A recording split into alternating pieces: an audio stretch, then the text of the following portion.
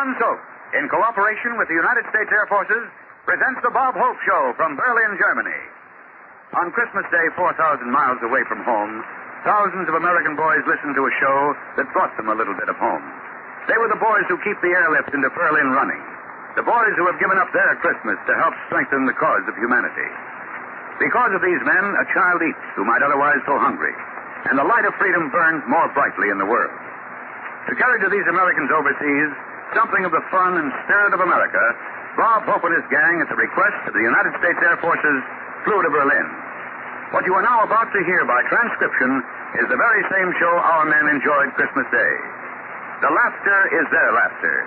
The show was their special show. And now, Lever Brothers Company, makers of Swan Soap, is proud to present Bob Hope.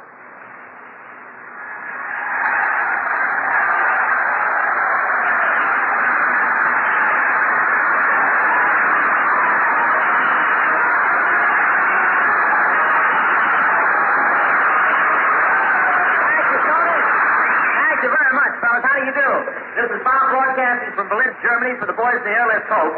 Telling all you guys I'm here with Swan Soap in Lot. Meet me tonight in Potsdamer Platz.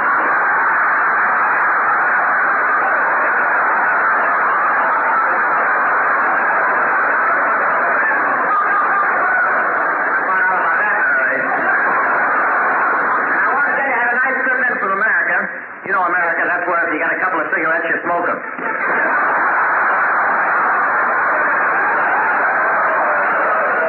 Thank you for your horn. I snapped a cigarette butt away today, and it was traded twice before it hit the ground. What's after? I won't say how bad the weather was crossing the Atlantic, but when we got on the plane, they gave us all a small life raft and a copy of Robinson Crusoe. We bought some heavy long underwear in New York. We were doing all right, too, until just before landing, the co-pilot stood up and hollered, "Flat down."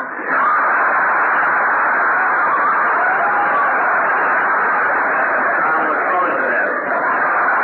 And we had a wonderful company. Irving Berlin was on the plane with us. He didn't help our morale any. All the way across, he kept saying, "How deep is the ocean?"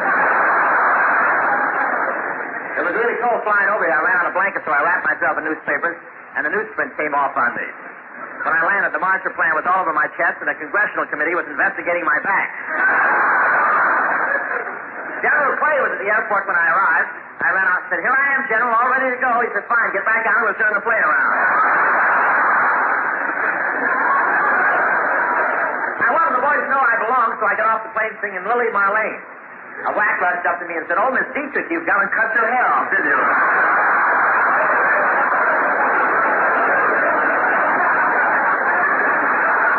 But this certainly has been an unusual experience flying into Berlin. It's the first time I was ever in a corridor and didn't have to worry about the house detective.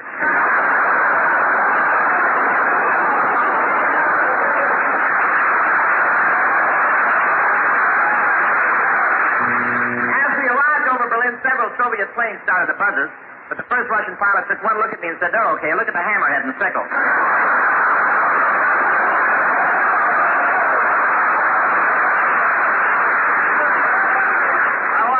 The good old Air Force hasn't changed. They make you spend an hour getting into a parachute, then fly so low you wouldn't have time to open a parasol. In fact, one pilot flew so low over a farm around here, milk started forming on the wing. Lucky the cow was bow-legged. And the people over here really know me. Whenever I walk down the streets of Berlin, everybody follows me yelling and cheering. Any of you fellas know what Schweinhund means?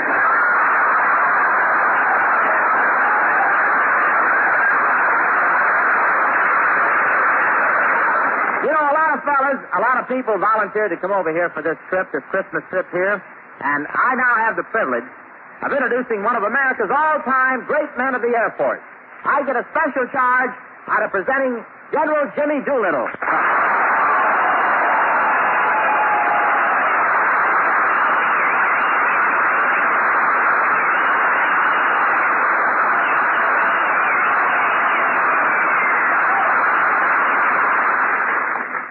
Thank you, Bob.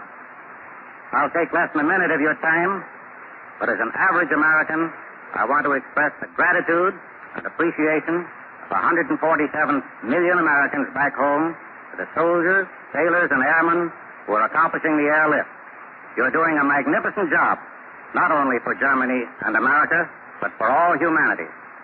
I also want to express the appreciation of all of us to Senator Barkley, to Secretary Symington, and particularly to Bob Hope, Irving Berlin, Jinx Falkenberg, the Rockettes, and all of the generous and talented group who are with them and are spending their Christmas here in order that they may bring home a little closer to you.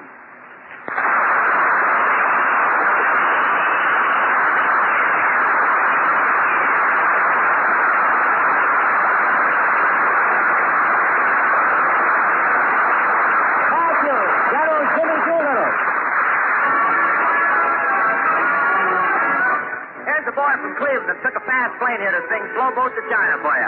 Mr. Bill Farrell, ladies and gentlemen. There is no verse to this song, 'cause I don't want to wait a moment too long to say that I'd love to get you on a slow boat to China, all to myself alone. Get you and keep you in my arms evermore. Leave all your lovers weeping on the faraway shore. Way out on the briny, where the moon big and shiny, melting your heart of stone. Yes, I'd love to get you on a slow boat to China, all to myself alone.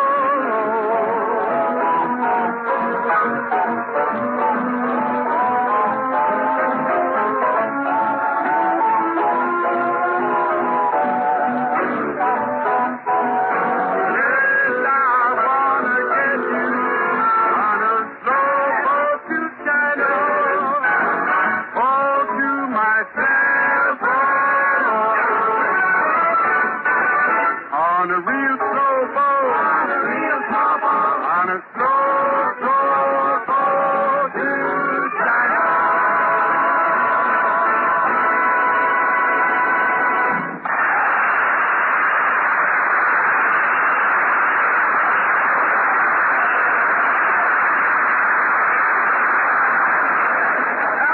Right here, I'd like to have you meet a gal who's a new addition to our Swan Show this year. The folks back home have really latched onto her. I'm sure you'll agree with them when you meet Miss Eileen Ryan.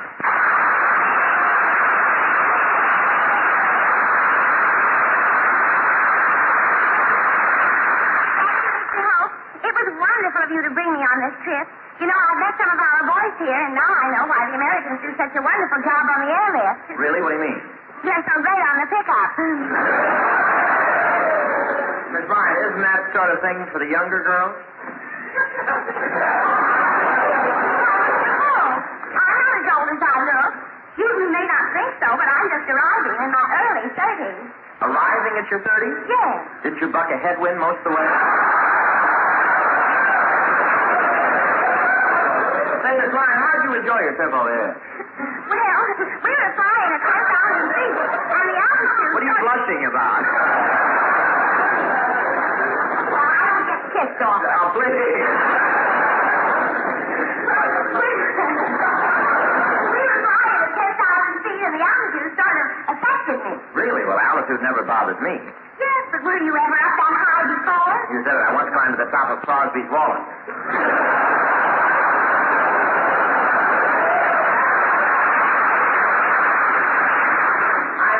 Very much this line, except because the time I got sore at the pilot. Well, you shouldn't blame him, Mr. Hope. He had to go back and run the ship. He couldn't stay there any longer, rocking you in his arms and rubbing your head with jerk and lotion.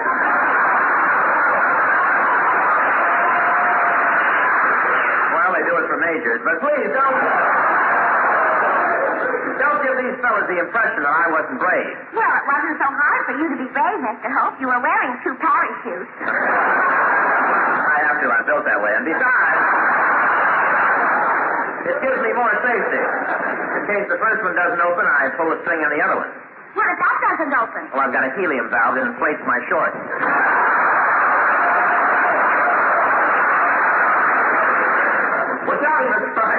Did you enjoy the stopover at Paris? Oh, yes. I went shopping, and I got a complete new outfit. I bought an off-the-shoulder blouse and one of those long skirts that trails over the ground. Then I had my hair done up in spit curls. And then I put on one of those French berets, and they stopped me at the border. They did? Yes. The MP shined a light in my face and said, "Who are you?" I told him that I was a girl from the United States and came in with the last shipment. He said, "That's the trouble with those steamship lines. They let things lay around the dock too long."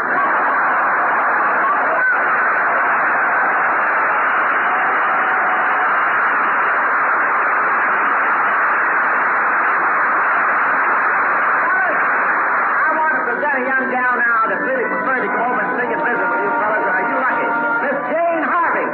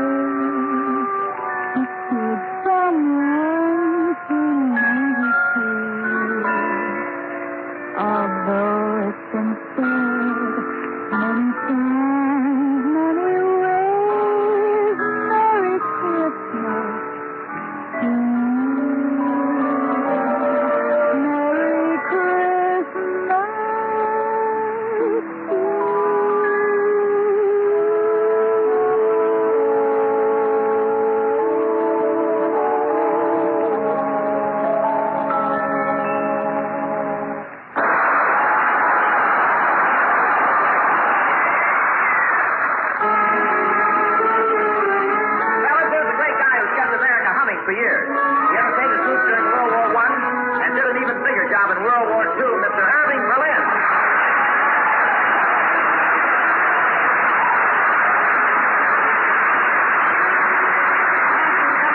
Thank you. And, Bob, I wish you'd do that introduction over again. Why, is there something wrong, Irving? Yes. You know, you've got the name wrong. It's Irving Jones. Irving Jones? Yes, I changed it. Anything over here named Berlin, they cut up into sectors.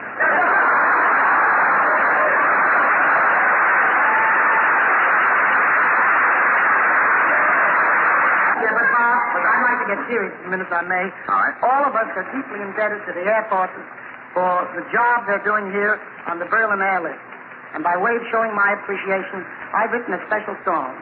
Every 3 minutes of every hour, an American plane goes winging to Berlin loaded with the food and fuel which keep 2.5 million people alive. This is a tremendous job, as we know, and it's called Operation Vittel. Not long ago, a group we called the Air Corps helped build the wall and took the bow. Not long ago, we cheered the fighting Air Corps. Let's see what's happened to them now. Operation Vittel, we'll soon be on our way with coal and wheat and hay, and everything's okay. Operation Vittel, as in the air we go. We won't forget to blow a kiss to Uncle Joe. We're growing fonder of the wild blue yonder, making a buck, flying a truck. No one here belittles the job that must be won. Although the war was won, we'll be there, earning stripes and bars in our old freight cars till the airlift checks the air. Operation Bills will soon be on our way. We're golden in the day, and everything's okay. Operation Bills, out in the sky we go. We won't forget to go. Out into Uncle Joe, we're going faster. All the while we're yonder.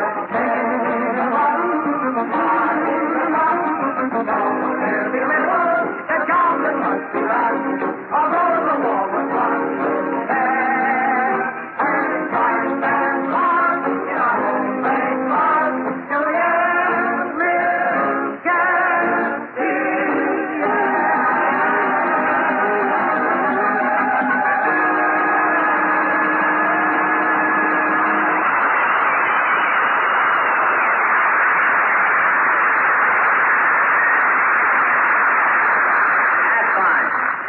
It's a real pleasure to bring you a Hollywood gal who flew here with us so she could be with all you guys on Christmas Day. One of America's leading beauties, Miss Jinx Falkenberg.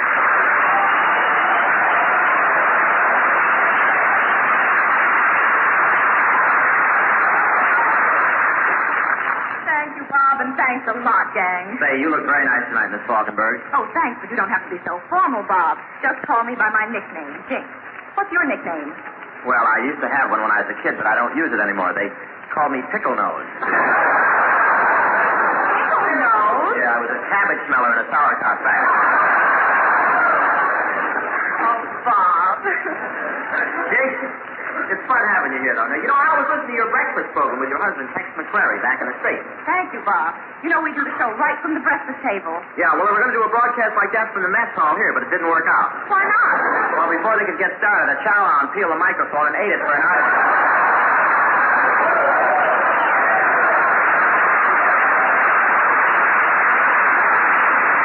But I'm sure glad we got a chance to see this Christmas celebration over here. Oh, I meant to ask you, Bob, do these boys have a real Christmas tree?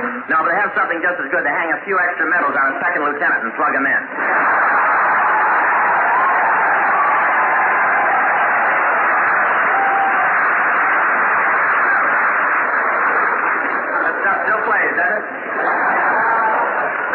The Army does treat these fellas royally during holidays. Oh, different than the rest of the year. Oh, yes. On Christmas morning, each enlisted man is awakened by a gentle tug in his shoulder, and when he looks up from his bunk, 12 MPs are standing there singing Jingle Bell. After the MPs carry them in piggyback into the mess hall, the cook runs in with a split gun full of beans and shoots them on the plate so that they spell out happy temporary duty.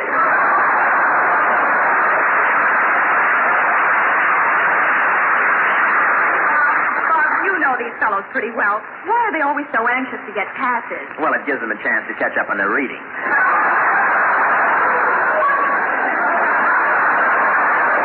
But some of these fellas do go out, Jinx. In fact, I know one GI here who had a date with 3 girls every night, and each one is in a different sector.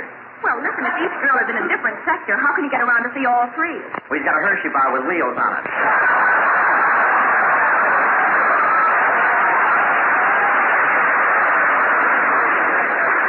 Say, Jinxie girl, let's show the folks back home how the soldiers of 3 sectors make love to a girl. Well. And now we take you to Berlin, where an American GI is calling on his sweetheart.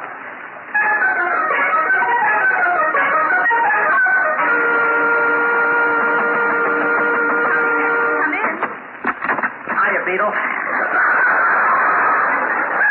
The plane just landed at Temple Hall. Oh, Robert, it's good to see you. Come into the house and take your hat off. Okay.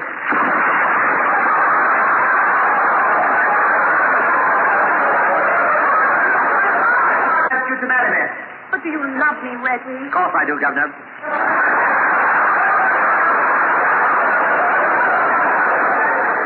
You make my blood run hot. Which is quite a feat when you consider it's half tea.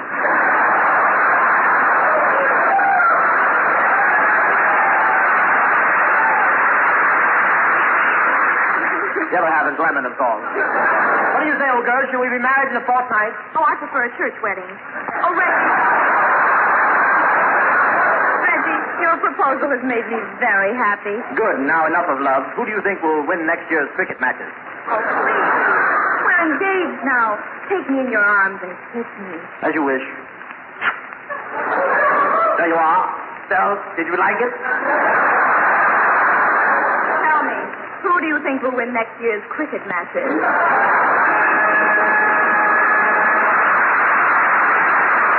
Now, still the same team, same girl, but this time with a soldier from the Russian sector. Come in. How'd you do, Oh, no, that's all right. Wrong sector. Good evening. Good evening, comrade, darling. Oh, it's you, Ivan. How are you? Very tired. I've been on JP all day long. Police? No, killing peasants.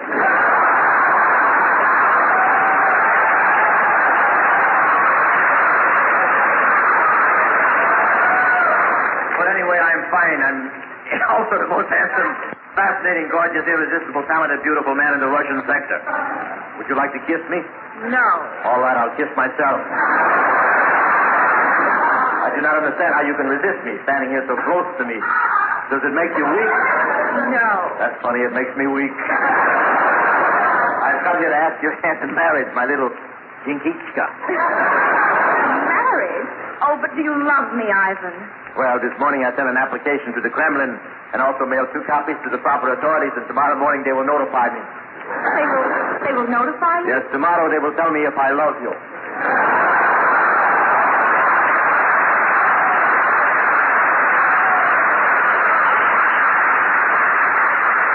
Now, let us celebrate the occasion. I have brought some vodka. What is vodka? That's a zombie that belongs to the Communist Party. I have changed my mind. I've decided not to wait to hear from the Kremlin. I have decided that I love you. But I thought it was you that you loved. That's all right. I ain't jealous. Come, Babichka. Marry me. Oh, wonderful, Ivan. And maybe after a little while there'll be a few little Ivans. A few? The first year of our marriage, we will have 15 children. 15 children in 1 year? How is that possible? Don't ask me. It's a new order from Stalin.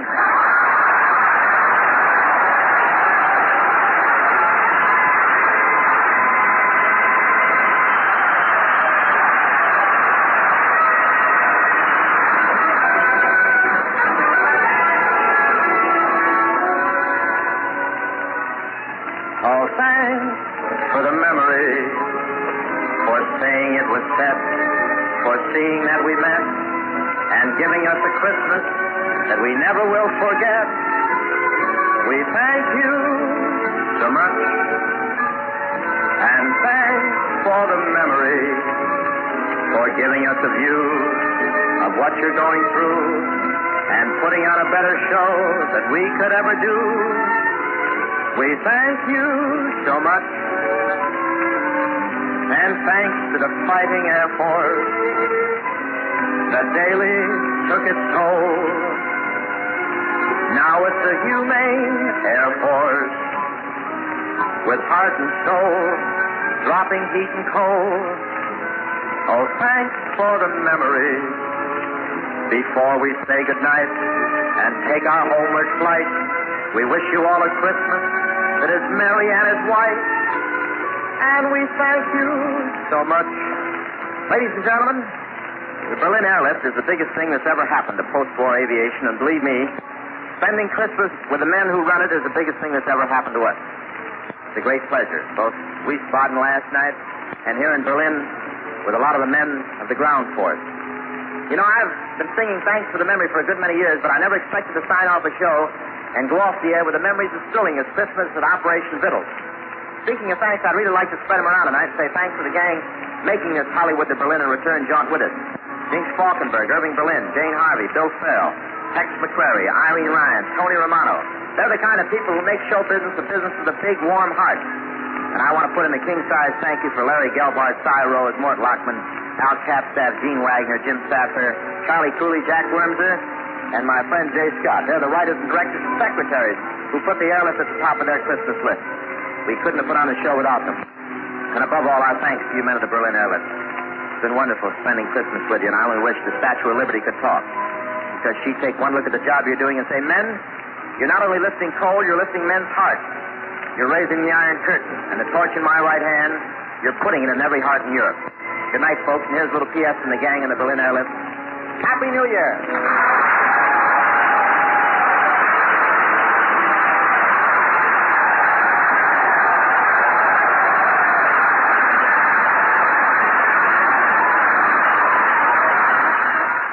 You have been listening to a special broadcast of the Bob Hope Christmas Show from Berlin, Germany.